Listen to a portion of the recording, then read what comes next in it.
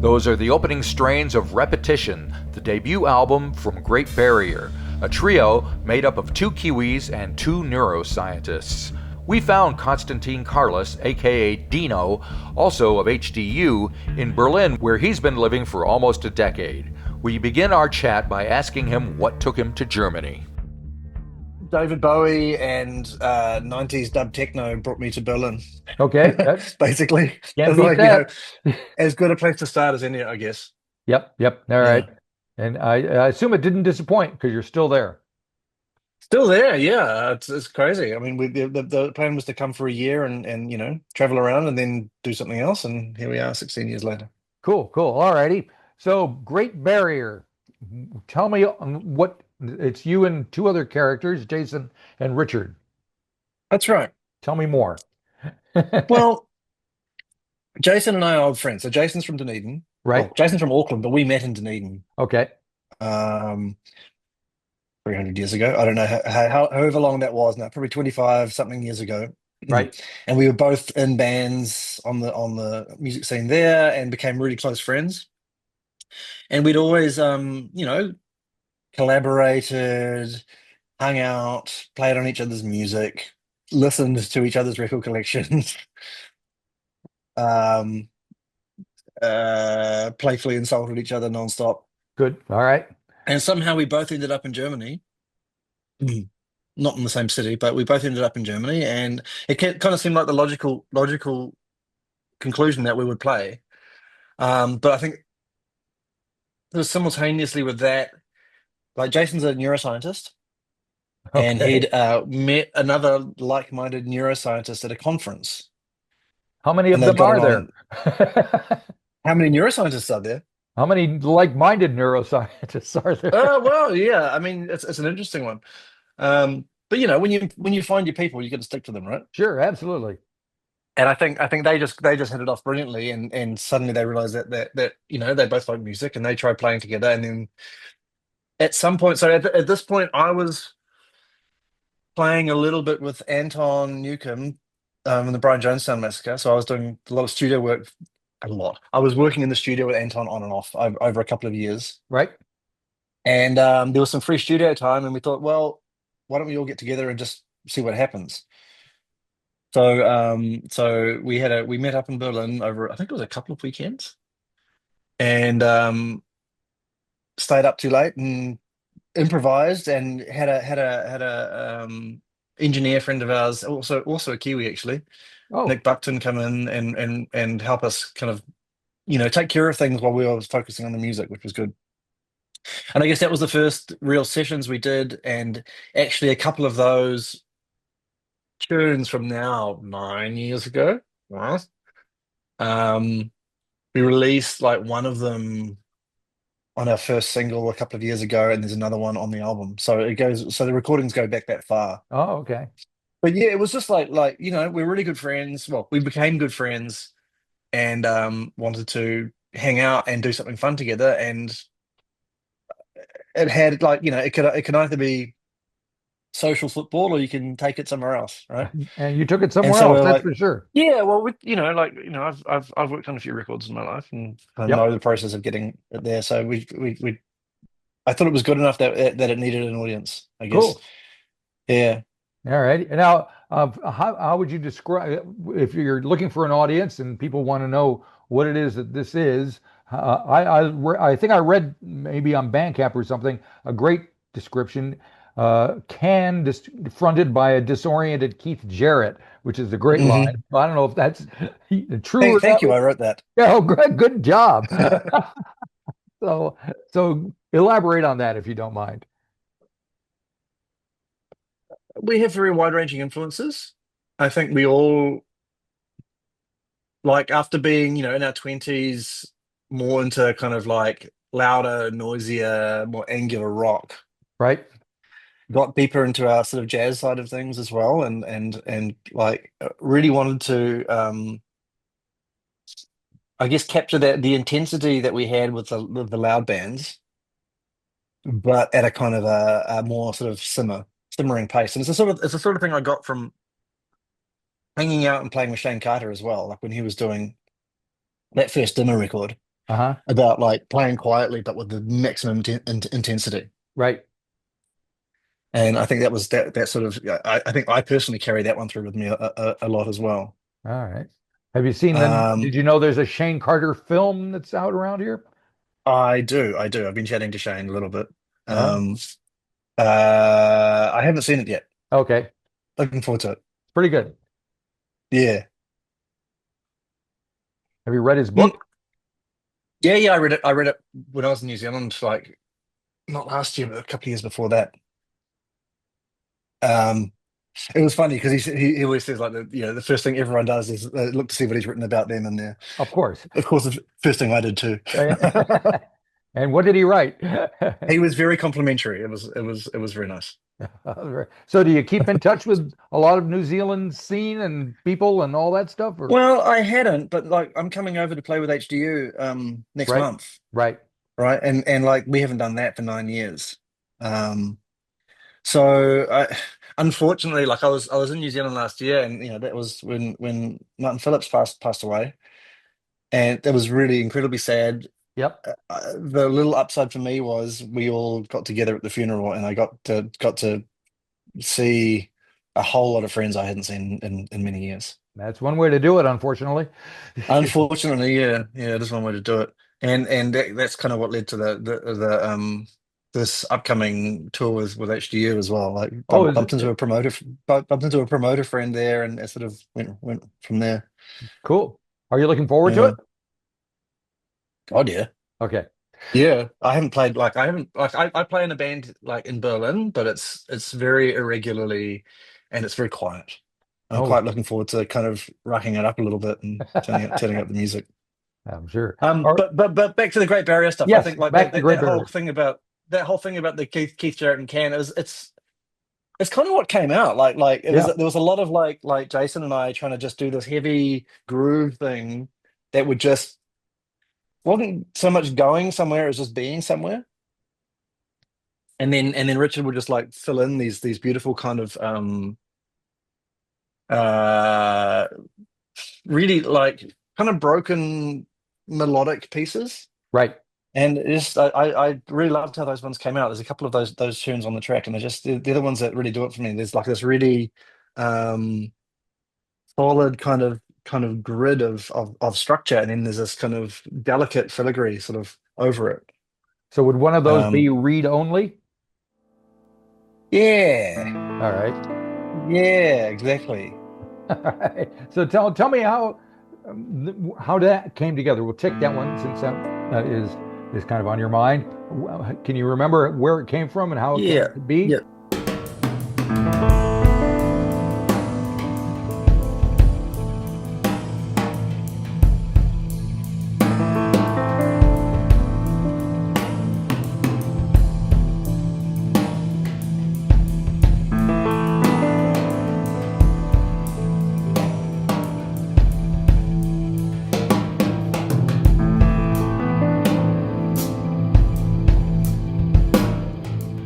So we have like we've over the years we've put together a little studio in Jason's basement. Right. And I think this was quite early on, and we had a bit of equipment in there. And like we don't write songs. Right. It's all based on improv. We're heavy editors. I mean, it's probably quite kind of obvious when you hear the record, but like we're heavy editors, so it's all based on improv. And I think we just had a particularly good afternoon, and it was one of those moments where after 45 minutes of playing or whatever, we were like, wow, that was a good one. Yeah. And actually then just put it on the shelf for literally for 2 years or something. Oh man. And then brought, I mean, as always happens, and I think even I was saying to like Jason was saying to me, this is a really good one, we should work on this some more. And I was kind of like, nah, let's not. I don't think it's that great. And then he brought it out, and he did a couple of little edits that sort of made it pop to life. And I went, oh yeah, no, this is actually excellent. And then we put a lot of time into it. And I think this is common with all the tunes. Um, they are there's a lot of editing in them because they're generally really, really long improv pieces. Yes. And I don't think partly because we're us and partly because we're not a band like the Next or something who just do this constantly. Yeah. Like they can be brilliant for 60 minutes. And I don't think we can do like a solid block of light brilliance in 60 minutes. Okay. And so I think editing for us was really important. And then just really, getting the basics of it and then adding layers where it came to be. So that's where we would come, at our own overdubs, or occasionally we'd get, for example, Dean Roberts came and played on a few tracks with us. Right. Rest of the Soul. Yes. So he's Yeah. on the following track, Diastolic. Is that how it's pronounced? Yeah.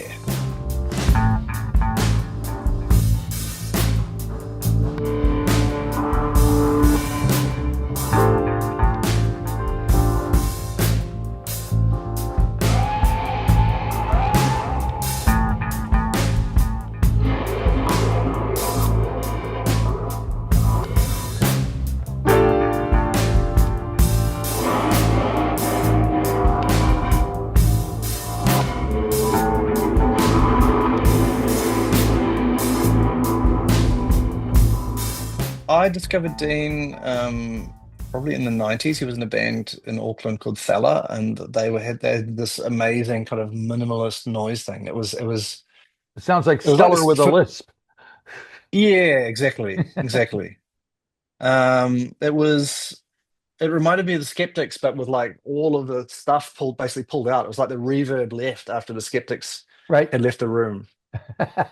And I was a huge fan at the time. And Dean went on to be kind of a bit of a underground noise music kind of man around the world, like Right. collaborating with lots of people and putting out loads of great records. Um, and I didn't even meet him actually until I think he supported Dimmer on a show, 2000 something. And then we both ended up in Berlin at the same time, and like instantly became friends. Like we didn't like we met at his dinner show and really got on well. And then basically once he showed up in Berlin, we hung out a lot. And of course, it was a logical conclusion that he had to come to a few sessions and play on some tracks. I think we had some late night drinking sessions sometimes, and I would just pull out some tracks and go, okay, let's get some guitar on this. Nice. But then we actually managed to drag him along to a real deal studio for one of them. So that's how we got Dino on a few tracks too. So that was really wonderful, and I'm really really pleased and proud that he could have been part of that. Right. Yep. Sorry, Yep. that's my dog whining in the background because I haven't fed him yet. That's all right. Doing these Zoom things, I get to meet everybody's pets. It's very exciting. Dog. Where is he? I can show you if you want. There's Oh Tony. yeah, He's very that's annoyed. that looks like a Yeah, dog ready to be fed. yeah, yeah. He's just been for a big walk. So Oh, okay. All right. We won't keep him too long. no, all fine, all fine. So these tracks they've come together over like I said, 9 years now, and we have so much material, Right. Marty. Like, but there's like tens, maybe hundreds of hours of material, and really like I'm sure there's other good stuff in there, but we really cherry picked our favorite ones that came through. Yep. Um, and it's kind of like you could go back and see what else is there, or just go fuck it, that's in the past. Let's Now move what on. Yeah. happens? So are you Yeah, going and I to think move that's on? Is more this an important. ongoing thing or a one-off? No, it's an ongoing thing. We're like we like to hang out. Like Right. this is just what we do. This is what we do because we're friends that like spending time together. Right. And one of the things we do is we play music. Yeah. Um, and if we like it, then we'll do something with it, basically. But like a lot of it is about just just doing it. Actually, if the one thing we haven't done yet is actually play live, and that's I, that's well, that's about sort of convincing one or other of the members that we should be playing live as well. how do you see that coming to pass or forming itself once it happens, I or might have if to it get happens? some dirt. I might have to get some dirt on them and maybe some blackmail. Okay. All right. Yeah, Whatever works. that could be a way to do it. Yeah. I'm sure you can find something. No, I'm not sure. I'm not sure. We all have busy schedules. So they're both fancy pants scientists. I Right. have my own corporate job that I'm part of. So getting together more than a few times a year is really hard, let alone touring. But yeah, I think with the record out, I think it sort of makes sense to maybe try and find a few places to play. All right. So you doing anything special on, well, release day is tomorrow here, 24th, right? Yeah. I'll probably make myself a cocktail and put the record Okay, on. there you go. I don't have the vinyl yet, Oh, and also even if I did, my turntable is out of order right now. It's being, which is infuriating. yes, you can't have that. So we'll probably do something special maybe when I get back from tour. So was that in your mind that you had when you were editing all this down to a reasonable thing that you had to make it fit onto a vinyl record because they have time It was limitations? too long, actually. It was too long, and Angus McNaughton, who was our mastering engineer, pointed Yep. out that something's got to give here. Right. And so we actually made a few edits, and I think vastly improved actually the tune we edited. I think it was Diastolic we edited, and it just made it a little bit tighter. I don't like things to be too tight. Gotcha. I don't, I like things to ramble a bit and take some time to breathe. But in this case, it actually benefited from some judicious editing. Well, I'm a video editor by trade, so I agree with you. And Yeah, lately, I've been watching a lot of films, especially new films, and they all seem to be about a half hour too long. You know, yeah, you know yeah. what I mean? I was like, looking at it as an editor, I was like, I'm sure this could have been a lot of. It was a good film. It could be a great film. Chop out this, and this, and you got something there. So, It's funny. My 12-year-old son has recently discovered Wes Anderson, and we're watching Wes Anderson all films right, together. But like, I have the same thing with a lot of his films. They're just too long sometimes. And yep, there's just I feel like there's just so much unnecessary stuff. yep, yep. Although I did see a great film last night. I don't know if it's out yet. It's a biography or a documentary about Marianne Faithfull, and Oh, I love Marianne Faithfull. so do I. I think she's one of the most underrated artists ever. And Totally. it was shot. Well, she just died earlier this year, and it was kind of Yeah, shot that's right. while there's a one last performance that she does with Nick Cave and Warren Ellis. That's just heartbreaking, you know. And she's, Oh my God, I want to see that. yeah, I highly recommend it. So, I mean, Warren Ellis has been such a great champion of hers too yep, over the last years. yep. So, It was amazing. and she sounded great. I mean, she's always had that voice, you know, since Broken English. You've seen that amazing church performance from the 80s, right? Yeah. God. Well, And it's impossible. I Yeah. saw Marianne Faithfull at a tiny little club in upstate New York in like 1982, right after Broken Uh, English came out. She was sitting at our oh my feet. God. We were sitting at her feet. She drank Yeah. an entire bottle of Jack Daniels on in front of us while doing the Oh my show. God. And we thought she was going to drop over. I was like, how can you physically? It was Uh, a great show, and man, you know, it was one for the ages. that Blazing Away show, just like I've been watching it since I was a kid. Yeah, And you can't get it on DVD. yeah. It's only on VHS, and there's some like shitty copies on YouTube. And apparently they lost the originals, so it'll never be out on DVD. Unbelievable. Yeah. Yeah, No, no, a real waste. she was one of the greats. But there you go. Yeah, I wanted to come back a little bit to like what you were asking about that whole kind of influences thing and the Keith Sure. Jarrett, Yep. etc. But there was that part of it, but like so obviously we we came out of this kind of noise rock whatever background, Yep. and then we had the jazz thing came part of it, but I think the other things we brought in was like the love of like electronic music and like techno and dub. Right. And we really want to try and capture some of the famous our favorite kind of creepy vibe from like the darker Right. side of that like there's a Plastic Man album that we're called Consumed which we just do you know that one. No, I don't. Oh, it's one of those very very dark, very Okay. minimalistic and creepy, Right. and I think it was always kind of in the back of our heads, or like another kind of not hmm, weird outfit called Porter Ricks who do this very blurry smoky Yeah. again, very dark dub techno. Yeah. Well, And diastolic we is were, pretty dark, isn't it? The track. yeah, So is that? yeah, yeah. I think they all have that aspect. I think we're all like a bit goth at heart. Yeah. I think I played one of the tunes um to Tristan from HDU, and he was just like, "That's goth as fuck." I took that As a as compliment. quite a compliment. Yeah, Excellent. All righty.